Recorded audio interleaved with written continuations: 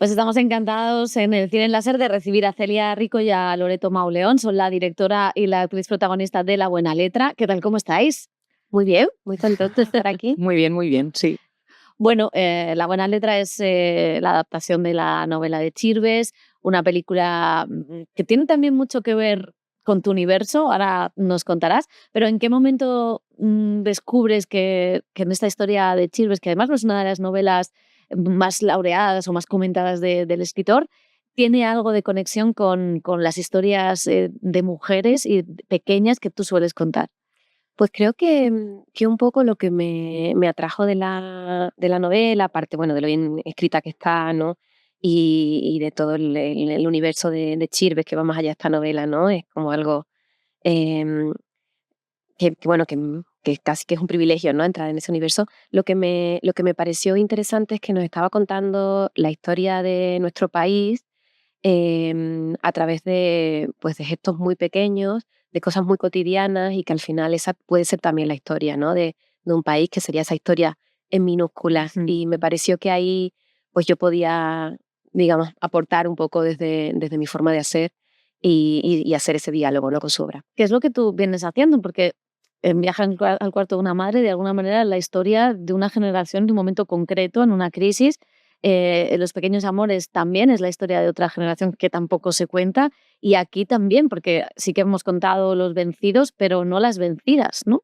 Sí, y de hecho estos días, ¿no? Pensando un poco en todo este trabajo, eh, me imaginaba, ¿no? Que el personaje que interpreta Loreto, Ana, puede ser de alguna manera la abuela o la madre, ¿no? De mis otros personajes femeninos, ¿no? Y que me ha faltado, ¿no? Hacer este vínculo, ¿no? Con nuestra historia más reciente, y ya no es solo cómo podemos ser nosotras en relación a esas otras mujeres que nos han precedido, sino en relación al contexto en el que vivieron ellas, ¿no? Y es verdad que cuando empecé a investigar un poco, ¿no? Y a ver qué otras películas se habían hecho de la posguerra, me faltó encontrar historias que no que estuvieran protagonizadas por mujeres, sino que el universo de esas mujeres fuera el de la película, ¿no? Y para ti, Loreto, ¿en qué momento se cruza Celia en tu camino? ¿Te llega este proyecto? No sé si hubo casting. ¿Cómo ha sido el proceso? Pues fue largo, porque fue muy largo, pero como que la mitad sin saberlo, te explico. A mí me llamó mi repre una vez y me dijo, oye, va a ir una directora, Celia Rico, a verte al teatro. Y yo, qué impresión esto de repente, ¿no? Pero ella vino y nunca le vi. O sea, vino a ver la última función y desapareció. Y dije, bueno, supongo que ha estado, pero no sé. Ella Me es da muy comedida, ¿no? vergüenza, me da vergüenza quedarme a saludarla. Y ya está, y yo pensé, jo, qué bien, porque había visto su peli, todavía no había presentado ahí Pequeños Amores, entonces había visto la primera que me había encantado, y dije, bueno, pues ya está, pero a saber. Y como, no sé, igual un año más tarde o así, me llegó la prueba. Hicimos una prueba con Eva y Yolanda, pero sin Celia. Y ya después me vino un café con Celia. Entonces, esto aquí ya como que, pero igual fue eso, año y medio más tarde, tuvimos como una conversación y tal, y ya, bueno, ahí ya después de un primer casting y una conversación, pues nos pusimos a No ello. tenía ni guión cuando pensé en ella y fui a verla al teatro, ¿no? Y de hecho, después de verla también en el teatro, mientras escribía, fantaseaba, ¿no? Con que fuera ella, y no escribí el personaje para ella porque no la conocía, pero siempre estuvo ahí. Entonces, claro, no quise llamarla hasta no haber avanzado, ¿no? Con el proyecto, pero sí estuvo ahí desde Sí, yo el en Sin origen. Paz dije, igual ya se la ha pasado. Ya, mira. No le ha gustado la obra nada, se ha ido y ya está. Chao, adiós. Esto es que me había enamorado de verdad. Y estaba rumiando. Claro, es que al final la cámara no se separa del personaje de Loreto. Era importante, ¿no? Tener a una actriz en la que depositar un poco pues, el peso de la historia. No sé si eso era una gran responsabilidad para las dos. A ella para la elección. Y a ti para decir, ostras, es que tengo aquí un titi todo el rato, que es la cámara. Sí, bueno, para ti no sé, supongo que sí, lo que pasa que es, em, para mí sí, pero ha sido más después. O sea, creo que cuando lo hacíamos, como utilizábamos esto muy de broma, de siempre digo lo mismo del frutero, pero es así porque todo el rato hacíamos broma con el frutero de hay un plano de un frutero en el que no sale Loreto y esto era como la coña del equipo porque realmente era, o sea, y el frutero creo que no ha salido al final. Entonces sí que había, pero era como hacíamos broma con esto y entonces tampoco sentía yo nunca he sentido tanta responsabilidad porque siempre me he ido de la mano de Celia. Luego al verlos, cuando me he dado cuenta un poco del empacho de mí misma que, ¿sabes? ¿No? que me genero a mí misma, quiero decir. Pero bueno, está mejor como no ser tan consciente, creo, en el proceso, porque si no también igual te tomas demasiado en serio, no lo sé. Claro, Loreto se entrega y vive las secuencias y no creo que se olvida, ¿no? De que hay una cámara ahí. Sí, yo en concreto, para mí como hay algo como muy, muy, muy importante a la hora de, bueno, de elegir a los actores que tienen que pasa por un deseo muy fuerte de querer filmar a alguien, ¿no? Y eso se iba haciendo cada vez más evidente que a veces me pasaba de que no quería cortar porque quería seguir mirando a Loreto, ¿no? Porque ¿no? Su mirada, su forma de, sí, de estar presente en el personaje, eh, tenía tanta sensibilidad todo lo que iba como añadiéndole que no querías cortar, que querías estar, y nos pasaba a todos, ¿eh? Nos quedábamos ahí embobados. Es un poco lo que decía Borao, ¿no? De que hay que estar enamorado para rodar, ¿no? Un poco en ese sentido. Sí, sí, totalmente. Yo eso lo comparto y es muy intuitivo también, ¿no? Como, y escuchar ese deseo yo creo que es importante. Y en ese proceso que comentabais, ¿cómo ha sido también el trabajo? No sé qué referencias habéis tenido para crear a esa mujer de la posguerra. A nivel físico también tiene una manera de moverse. En tus películas siempre el espacio, la intimidad, la casa es súper importante. ¿Cómo se mueve esa mujer? Si habéis tenido tiempo para trabajar todos esos aspectos? Sí. Sí, lo hemos ido haciendo además muy poquito a poco. Hemos tenido mucho tiempo para compartir muchas lecturas, para dialogar un montón, encontrar también, ¿no? El personaje desde también acercándolo a nosotras, ¿no? Haciéndolo humano desde también esos dilemas y contradicciones que igual son más del presente, pero que al final tienen también algo que ver. Y sobre todo, bueno, la costura también ha sido importante, el cocinar, ¿no? Un poco ir habitando como todas las acciones de Ana, ir habitándolas muy poquito a poco, ¿no? Como Sí, eso para mí ha sido súper bonito. O sea, no había tenido, creo, nunca tanto tiempo para entrar en un personaje y creo que eso es lo que luego me dio como la tranquilidad de no estar tan presente en mí, como soltar un poco. Y creo que era esto, porque llevábamos como bastantes meses. Yo decía, ostras, pero ¿en serio tengo 3 meses para yo crear, o sea, para tener conversaciones, para tener mesas con otros actores y compartir? Yo qué sé, me pasaba horas en casa cosiendo con una amiga de la madre de Celia, que es Heli, que venía a mi casa y cosíamos juntas. Pero qué maravilloso, que ahora nos puedes coser cosas. Bueno, es que vamos a hacer encargos. Zurcí un calcetín ayer a mi madre porque de repente dice, uy, tengo una patata. Digo, no se te ocurra tirar eso. O sea, creo ahora que tengo superpoderes por hacer esto. Pero es muy bonito porque fue como un proceso lento de ir incorporando cosas. Y creo que esto es lo que, bueno, luego te da un poquito más de liviandad a la hora de entrar en set. Y yo era la primera vez que trabajaba también bueno, la película tiene muchas elipsis, ¿no? Hay muchas cosas que le suceden a los personajes, pero que no lo vemos en la pantalla. Y para mí era muy importante que ellos lo vivieran y lo atravesaran. Entonces fue también muy interesante, que es algo que yo no había podido hacer antes, un poco por cómo eran mis películas anteriores, ¿no? Pues todos esos espacios realmente trabajarlos con ellos, ¿no? Entonces hicimos mucha improvisación de la relación de Loreto con su marido, con el cuñado, cómo había sido antes de la guerra, ¿no? Cómo se conocieron.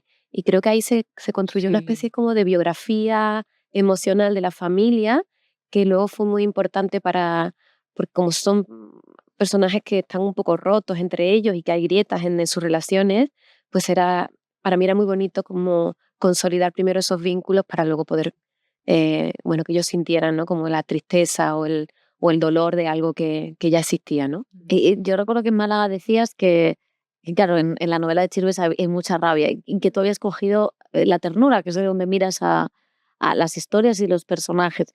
¿Qué aporta la ternura para contar o para mirar la historia reciente de España?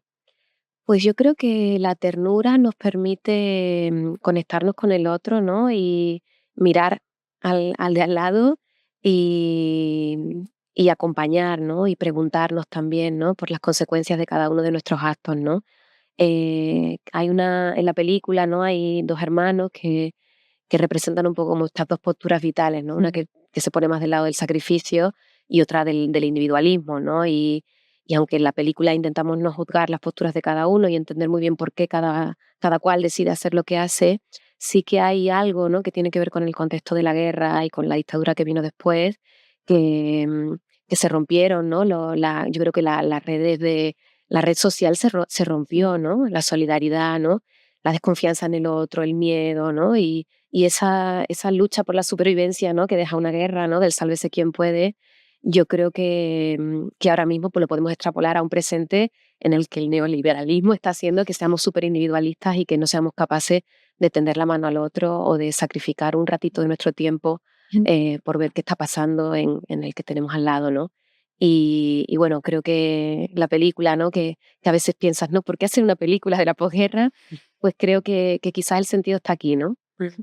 Bueno, pero como decías antes, no se han hecho tantas películas de la guerra, que esto es un mantra que desterramos siempre, y sobre todo desde este punto, ¿no? De toda una generación también de mujeres, que ese sacrificio, pero esos silencios, ese dolor interno que llevaban y que encarna el personaje de Loreto, que entiendo que también es un homenaje pues, a una generación de abuelas, que es una de las partes emocionantes de la película. Sí, de hecho te das cuenta cuando empiezas a investigar un poco sobre la época para intentar ser riguroso en la ambientación y que casi no hay información de lo que sería lo más doméstico, ¿no? O lo que serían como los grandes gestos heroicos, ¿no? A los que queríamos homenajear, que hacían de comer con 4 recursos que había y alimentar a toda una familia, ¿no?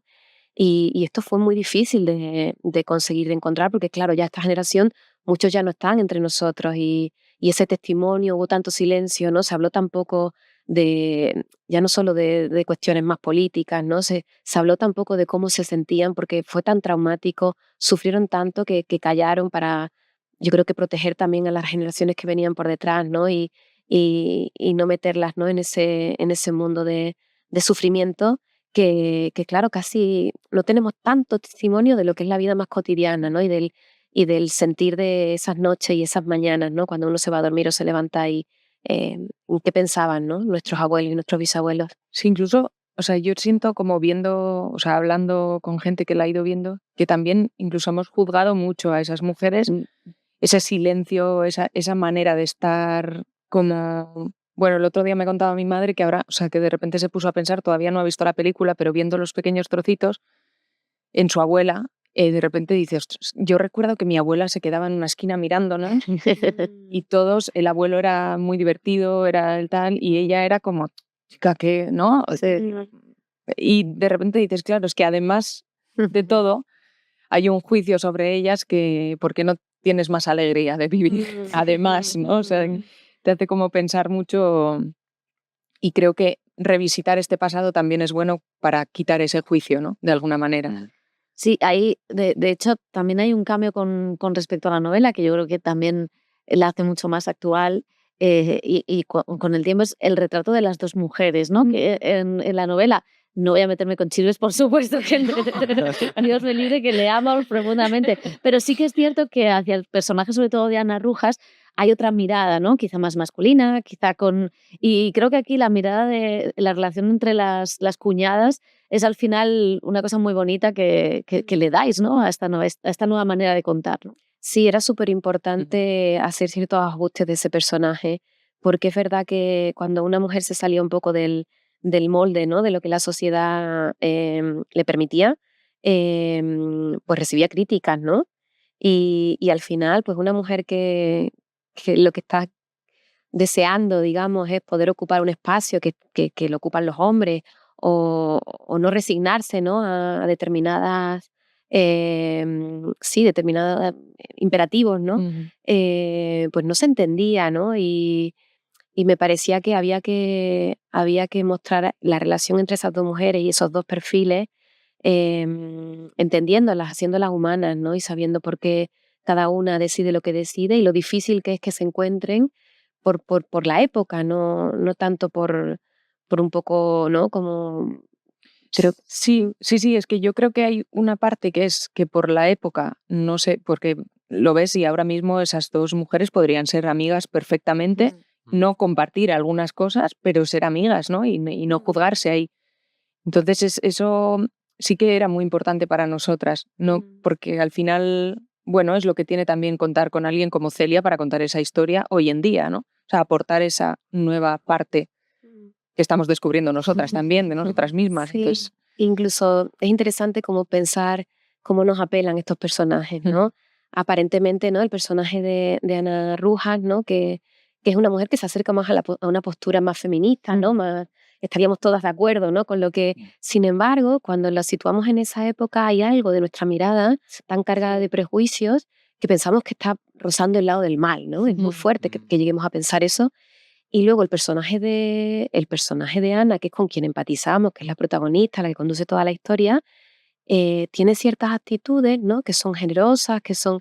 Y sin embargo, nosotros también condenamos a esa mujer porque pensamos que está haciendo, bueno, está esta cosa de la resignación, ¿no? Y al final reciben por todos lados. Al final sí, ¿no? exacto, da igual lo que hagas. Y es curioso, ¿no? Que todavía hoy, cuando miramos a estas mujeres como del pasado, se nos carguen, ¿no? los prejuicios ahí y es la primera manera de abordar esta mirada y queríamos romper con todo eso, ¿no? Y poder ir un poquito más allá y plantearnos preguntas, ¿no? Oye, ¿y el valenciano? ¿Qué tal? ¿Trabajar en valenciano? bueno, en realidad es que, a ver, a mí me hubiera gustado hablar en valenciano en la peli, las cosas como son. Pero bueno, no era necesario, pero os voy a decir que con el equipo sí, ¿eh? O sea, Ahí sí. yo sí pedía que me hablaran en valenciano porque me parece precioso. O sea, es que, bueno, yo me enamoré un poco de Valencia, la verdad. Es que ha sido como creo que todo ha acompañado. Y el proyecto para mí ha sido muy especial, entonces de repente Valencia tiene un lugar especial. Y el equipo también. Y yo les pedía siempre que me hablaran en valenciano, por favor. Todo lo contrario de lo que hace el gobierno de la Generalitat ahora mismo. Mira, por lo que sea, lo contrario. Lo que sea. Y es verdad, y esto también lo comentábamos en Málaga, que, bueno, nos decía Sandra Tapia, la productora de la película, bueno, no sabes, es que Celia es minuciosa, ha controlado hasta el detalle para que todo fuera la época, la luz que quería, y es cierto, y yo te preguntaba por Sorolla y tú decías, sí, pero también está Goya, ¿no? En lo que queríamos retratar. Sí. ¿Cómo ha sido también esa parte de tener, bueno, de tener la cosa visual que tú querías para esta película? Pues mira, yo lo he disfrutado muchísimo porque normalmente en el trabajo que hago siempre es muy naturalista.